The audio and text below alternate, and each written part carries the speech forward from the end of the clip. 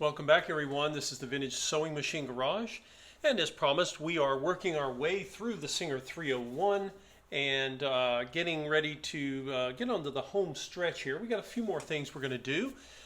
We are doing a full overhaul of this machine, and I just wanted to show all of you some of the steps. One of the things I promised, of course, was to be sure to show you how we're going to reinstall, after we clean it, the needle plate for the Singer 301 that you see in front of you. This same procedure will apply to the Singer Featherweight, and that is because the Featherweight and the 301 are sort of like cousins. They share some features and they differ in others, but the main feature they share is they use the same bobbin, which we call 221 or featherweight bobbins, and they share the same bobbin case and the same shuttle mechanism, which you will see when we go to reinstall this. Now, before I want to cover a few more things here. I want to show you all one of the things I'm going to do. I'm even going to recondition, if you want to call it that, the Singer 301 bobbin case, and I have extolled the virtues and the values of this bobbin case, especially this one. It is considered one of the most incredible pieces of industrial production ever created. The original Singer-made bobbin cases are the most coveted. And think of it like a little watch or a little piece of jewelry. And just as any of you who have traditional gear-driven watches know, watches occasionally need to be cleaned and lubricated, and we're going to do that with this bobbin case. There's really not that much to it. I'm going to take one of my clean cotton swabs here, one of my little pointed tip cotton swabs, and I'm going to go take the alcohol. By the way, I've already cleaned, I think I did this in the last video or one of the videos, where I cleaned the inside rim here, and there's really nothing left there, a little staining, but nothing of consequence. Now what I want to do is take just a little bit of alcohol on the tip of my cotton swab here, and I'm going to show you these areas. There's an area here on the right. Let's see if I can show this up close. And I'm going to take that alcohol, I'm just going to clean. Didn't really get anything off there. And then I'm going to come around to the other side. I'm going to turn it around, and in a minute it'll make sense why I'm doing this. Because I'm basically finding areas that are going to require a small amount of sewing machine oil, and I'll explain why in a moment. Now I'm going to very carefully pull back. This, of course, is the little spring-loaded lever that you open when you want to remove your bobbin case. And I'll see if this shows up on the camera. I may use my little tool here because my fat fingers are in the way. Now, notice, pretend this, this is your finger, and you're pulling back to load the bobbin case. Maybe I'll switch hands here, and I'll show you why this matters. So I'm taking, notice that when the spring lever is moved, watch what happens to the area just above there. Watch it slide back, okay? So this upper piece moves. It actually slides metal on metal. And so what we're going to do is I'm going to sort of pry this back. Don't ever pry it too far, only as far as you would just to normally remove it from the machine, okay? And then I'm going to take my cotton swab, and I'm going, where are you, cotton swab? And what am I doing here? I'm going to try to give you a view of this. I'm going to take my cotton swab, and I'm getting just a tiny bit of old oil. Could be a combination of old oil and dirt. Not a lot. There's a tiny bit on there. I can see it may not even show up on the camera. Now, I'm also going to come back to the other side and see if there's anything more there. And what else? Where's the other area? Right here, right above this little spot. And again, very little came off of here. But I wanted to clean that because then I'm going to put a tiny, and I do mean a tiny amount of sewing oil. And I will go back to my little method that I had. Looking for my little cap here that I can use. I want to put the oil in something to get it onto the tip of this sewing pin, because I want very little. Okay, so I'll take a little bottle cap I have here. I'm just going to put just a little bit of sewing oil, not much, I don't want to waste it.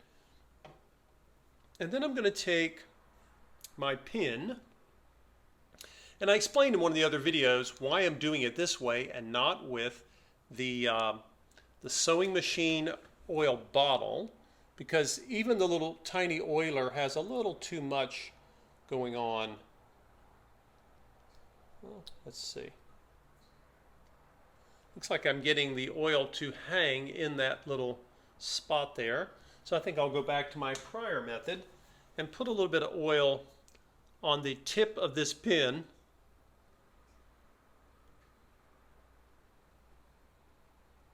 Of course, it wants to drip off, so you kind of have to move deftly here. So the first place I'm going to do this, notice a tiny little bit of oil, and I'm going to put it right there. Okay, now remember, when this lever gets moved, that metal piece where I just oiled, which is right there, watch how it moves across. So now it has a little bit of lubrication, right? And that's all we needed. Anything on the outside that's excess, we can actually just remove with a cotton swab. We'll just come here if any extra got on there, because we don't need it on the outside.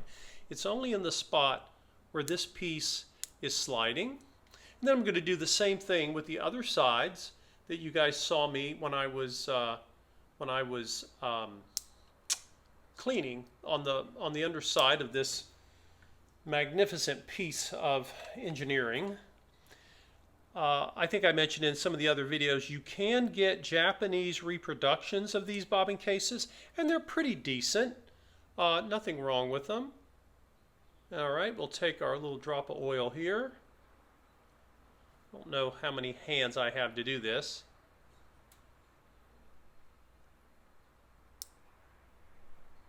Let's get one little drop here, and then we'll let it sort of sink down as we slide this piece back. And I'll do this once more, and I think we'll be done. And just so you know, and I often repeat this point often, those of you who are simply wanting to maintain your sewing machines, just in a general sense, you don't necessarily need, I'm going to try to get this on here before it drops. Whoops. Well, of course it went on the other side. No big deal. Those of you who are maintaining your machines, you don't need to oil your bobbin case as often as you do your machine. Okay, let's see if this, there we go. Well, I sort of got where I wanted. As you can see, it's kind of funny. The smallest drops of oil can actually take you longer than bigger drops. So you don't have to do this as a normal part of sewing machine maintenance, okay? This is where I want it, right there, right there. Okay, so now I have lubricated my bobbin case.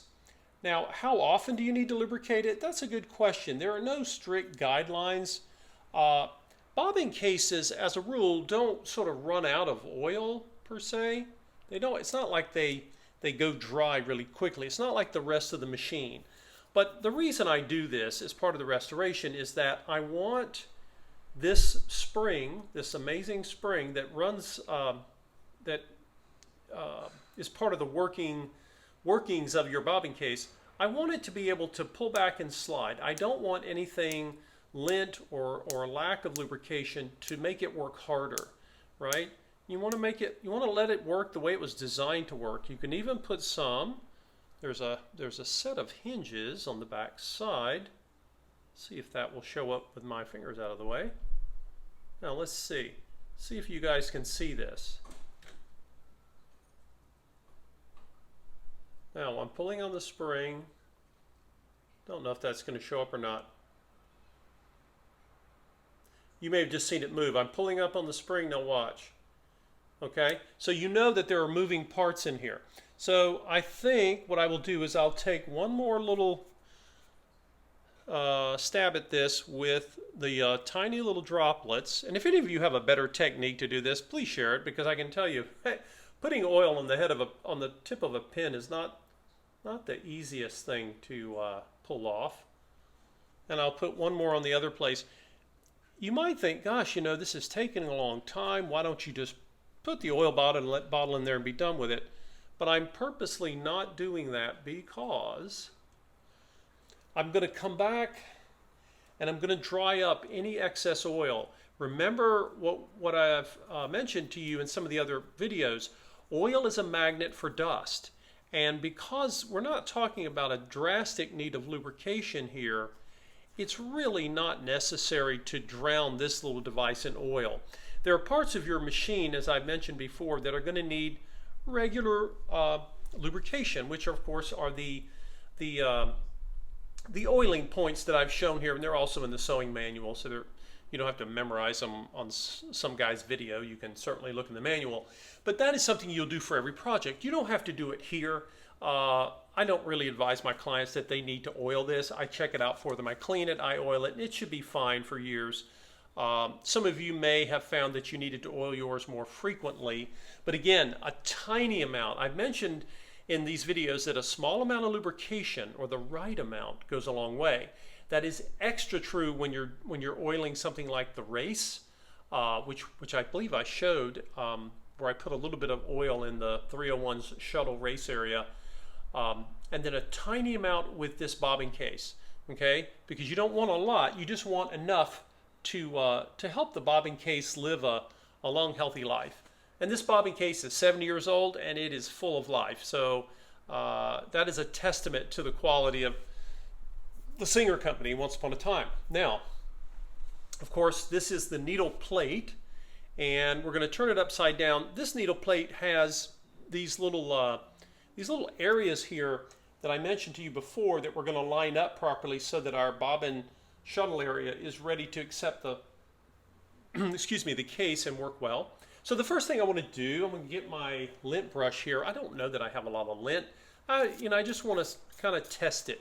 There's a little bit of stuff there, not a lot. Most of the lint was buried in the feed dogs that you guys saw me pulling out one of the earlier videos. Good grief. Now I'm going to take my cotton swab and some alcohol, and what am I doing? I'm basically just kind of wiping down. Sometimes grease or oil will hang on the underside. It doesn't really hurt the plate at all, but again, we don't want magnets for dust. That's the last thing we want. And this can happen in any machine. There's nothing unique about the 301. It uses oil and it builds up lint like any other machine does. You can see what's coming off on the cotton swab. I think I should start getting my cotton swabs at one of those bulk purchase places, the way I go through them. And again, I'm doing this not so much as it's not really interfering with the function of the machine, but I just want to create fewer opportunities for the machine to collect dust. I really don't want that. And you can see on this side here, this is the back side of what you normally see when you're putting your bobbin case in. You can see the old oil. If you're concerned about oxidation at all, I'm really not here, but if you did have any, you could always remove the oxidation and the dust and the grease, and then you can always put, if you like, a very fine layer of sewing machine oil and then buff it off like I did with the sewing tension discs. And that's kind of a little trick to preventing oxidation, but you remove most of the oil. You don't need a lot of it, and that hopefully will prevent little colonies of dust bunnies forming. You can see. So that's really all I need to do here. I think we've essentially gotten it cleaned. Now, we are going, what are we doing? We are going to insert. First of all, I'm going to put the bobbin into the bobbin case for you guys. That's not really the purpose of this video, but it's always a useful thing to see. Okay guys, we've got our now clean and lubricated bobbin case. And I'm going to show you, this of course is the 301, also known as the featherweight bobbin. And when you thread this bobbin case, remember every machine can be slightly different. So this applies to this specific bobbin case. Once you have your thread, again hanging to the left, going counterclockwise, you're going to just simply put the bobbin onto the hub of the bobbin case, and now what you're going to do is you're going to bring the thread up, okay, and what you will see up here on the top is a little angled slit that bears up toward the left. You can see it going up toward the left. I'm going to pull the thread there. That's step one. Step two is to come through. There's a narrow slit here, and then as you pull it, blink, you'll feel the thread kind of make a little click.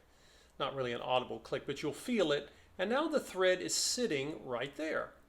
And you'll notice that when you pull the thread, the bobbin is moving. If I can hold it without dropping it. The bobbin is moving. I'm stopping it with my finger. There we go. Counterclockwise. Okay? Now, when we turn it around, we have a bobbin case that is now threaded, and it's got its little thread tail hanging as that's the way we want it. Okay, next step is, we are going to we are going to insert the needle plate and the bobbin, eventually the bobbin case.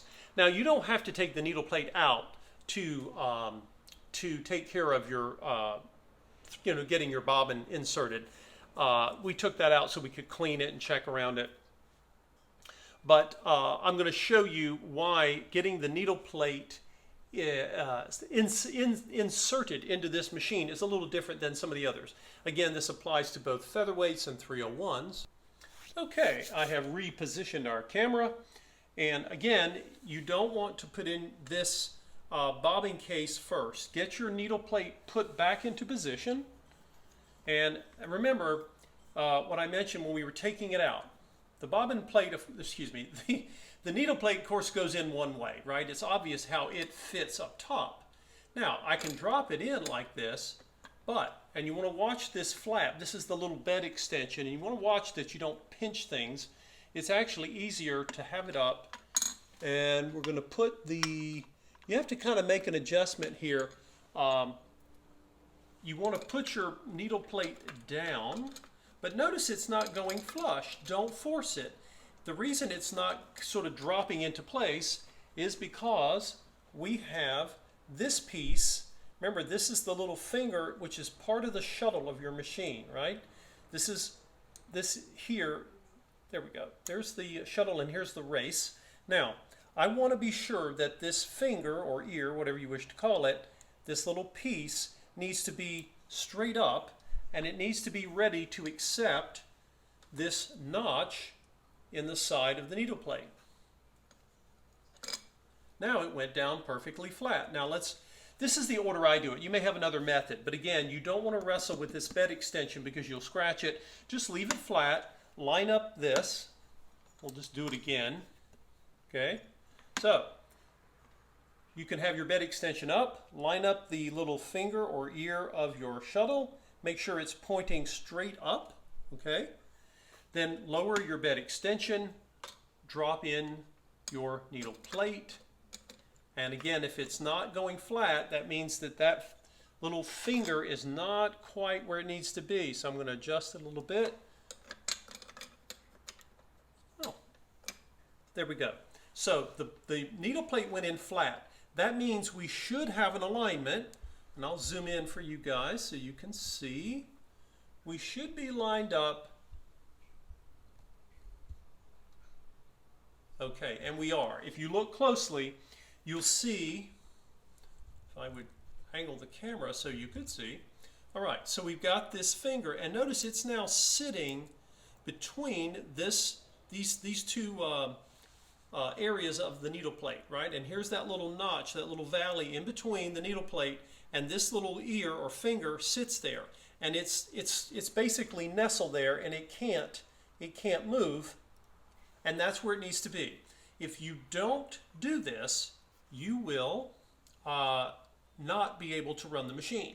Again, any of you who own a featherweight or a 301, if you've ever taken off your needle plate, you will have learned this. If you didn't know, you would have eventually learned because it wouldn't work until you figured it out. Again, another example of when a sewing machine is not broken. It's just that, again, it has certain things that it expects from you. Now, what am I doing over here? You'll see me, let me put these over in better light. These, of course, are the two screws that will hold down the needle plate. They look very much like Singer needle plate screws from many machines, but these fit the 301. Why am I putting a drop, just one, really just need a small drop of oil at the bottom of the screw threads? Because in the future, again, it just needs a little light coating. We're not drowning it in oil here. You could even wipe it if you needed to, but I'm going to put that in there. And what that means is, in the future, when some future owner of this machine goes to take that needle plate off, they will not have to struggle and potentially strip out a screw. Because that is the kind of detail you should expect when you are paying someone for a machine that was restored, that was overhauled. Not a machine that somebody, they cleaned some of the lint out, squirted oil in, it went. I've shown you guys all of these steps because I want you to see the difference.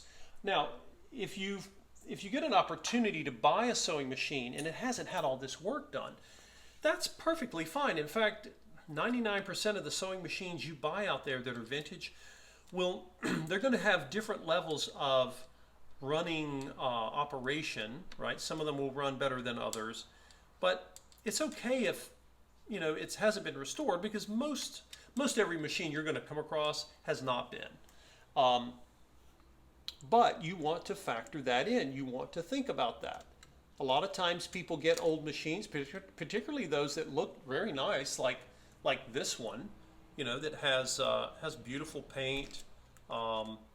And this machine was making stitches when I bought it.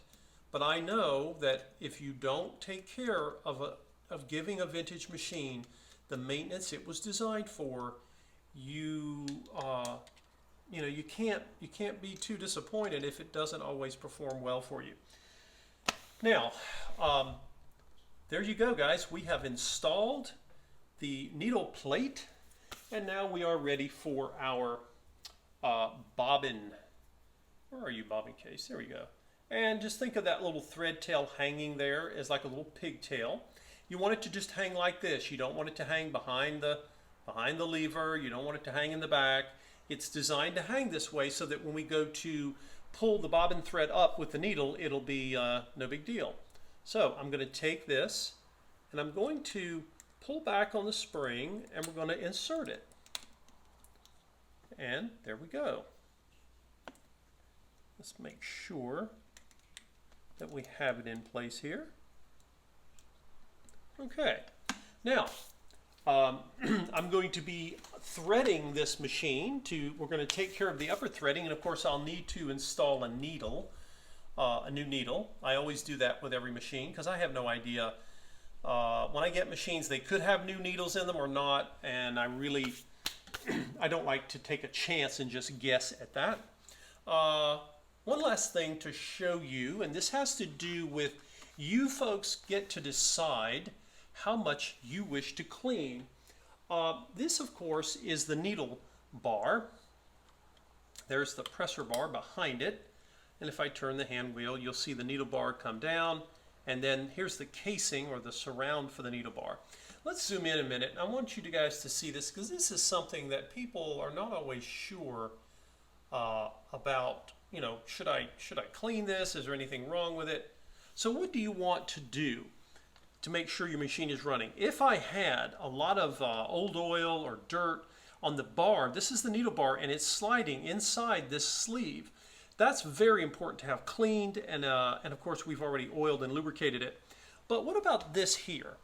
This here, you will sometimes see these clean as a whistle, and the outer casings of this will have old oil. People squirted oil in there, usually didn't realize that's not where the oil really needs to go. And you can see it coming off on the cotton swab. If you decide that you want to do that, you want to clean it, that is not so much for the function of the machine as it is the aesthetic. And you can decide, do you want to pay someone to do that? Do you want to do it yourself? And do you even mind it being there?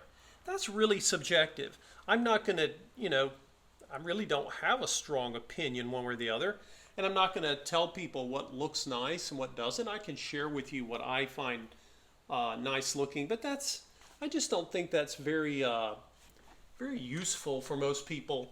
I've watched YouTube videos on things like car reviews before, and I enjoy the expertise of the people making the videos, but if they start telling me what colors I should get or what their opinion of the styling of the taillights and other stuff like that. I'm not really interested in that. Here you can see some of the old oils coming off here. I can hold this still. And really, you know, I think people can make up their own minds when they look at something, whether they find it attractive. Notice as I'm cleaning this, you want to be careful. This is one of your, you have a couple of thread guides here, and you want to be kind to your thread guides, okay? They work really well and they're fairly durable, but you really don't want to be hard on those if you can help it. Now let's change our angle a little bit here. I'll let you guys see this from the side, okay? Now I'm over here. This is of course the presser bar, and you can see just old oil. It's not causing any kind of strain on the machine because this is not really a moving part, but it's a beautiful part of the machine. And of course I'm basically cleaning off. This is just old sewing machine oil. It's not rust. Sometimes it'll be confusing. You'll see this and think, oh no, there's rust on here. If it's rust, it's going to feel, a lot of times it'll feel a little rougher, and it'll have even kind of a more reddish tone to it. The old oil tends to look almost amber in appearance. And again, one of the things I want to emphasize, just like we did with the tension discs, you guys saw when I was cleaning those tension discs, when we had the tension assembly apart, keep in mind that when you clean old oil off of a part of a vintage machine that is not a moving part, and you're really doing it for aesthetic purposes, the machine will sew and will never notice this because it's like, you know, it's not a functional thing, it's more aesthetic. One of the things you want to do is to do just like we did with the sewing discs. Now here, I really don't want to spill sewing oil, so I'm going to take sewing machine oil, I'm going to put it on the head of this cotton swab. Just kind of soak the cotton swab with it so it doesn't go dripping everywhere. Now, what am I going to do with that? I'm just going to put a light coat here. And I'm doing this because we don't want the parts that we just cleaned to oxidize. And that old oil was useful in a sense because it was technically protecting these steel parts from rusting over the years. So it does serve a function. The biggest problem with old grease and oil is when you have it in a part of the machine that can't function, that the machine's trying to work and it's being slowed down. But other than that, it's merely an aesthetic thing. And notice I'm taking, where's my oil here? We'll do the other side of that cotton swab. So again, I'm just putting the oil here as a way to just kind of give and it's a very light film. You can even go back. I can go back with a dry cotton swab, and I can even go here and get up any excess. Because remember, it's gonna want to attract dust, but it'll be okay as long as you just get up any excess. Just leave yourself a nice little light film there, and that protects the machine. And that's really it. So just another little fine point that for some of you who may have seen that and thought, well, do I clean this? Purely up to you. If you had left this here, not here on that moving needle bar, but notice the presser bar, we definitely wanted to clean that and add some lubrication. Actually, I'd already lubricated that. We'll put another drop there. Because of course that's metal moving against metal. But this piece, this doesn't move against anything. It's sort of it's a casing, if you will. And we could have left the old oil on it and it would be fine. That's totally up to you guys. So tell me what you think down in the comments, folks, of what might make sense for you and your machine. Many people who own Singer 301s and featherweights want them to be gorgeous because they are beautiful and they are coveted in part because of their appearance. Okay, so I will stop here now that we've gotten our needle plate installed. And I had mentioned to you guys I would thread the machine. I'll do that in the next video, guys. We'll get the machine threaded up, and then the only thing left is to replace the felt in that oil drip pan, and I think we're going to be ready to do some test sewing. Take care, and we will see you in the next video.